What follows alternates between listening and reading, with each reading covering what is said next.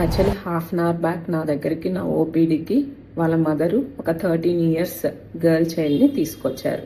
తన ఫేస్ అంతా రెడ్గా అయిపోయి, ఫేస్ అంతా హెయిర్ గ్రోత్ వచ్చేసి, అలాగే డార్క్ స్కిన్ అయిపోయేసి అలా వచ్చింది.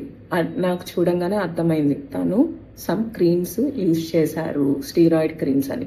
కానీ వాళ్ళ మదర్ని అడగాలి కాబట్టి అడిగాను, ఏం చేశారమ్మా, ఏమైంది అంటే తను చెప్పారు, ఒక ఫైడర్మా అనే క్రీమ్ యూజ్ చేశాను మేడం. అంటే ఎందుకు అంటే ఒక ఎర్రటి మచ్చలు వచ్చాయి, మాకు తెలియదు కదా, మెడికల్ షాప్లో తీసుకొని యూజ్ చేశాను. అసలు ఈ ఫైడర్మా అనేది ఏంటి అంటే 5 ఇంగ్రీడియంట్స్ కలిసి వస్తాయి.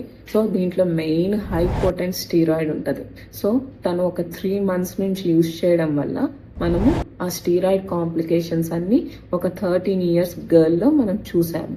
అండ్ తన స్కిన్ మొత్తము పాడైపోయింది, అది కూడా ఇర్రివర్సిబుల్.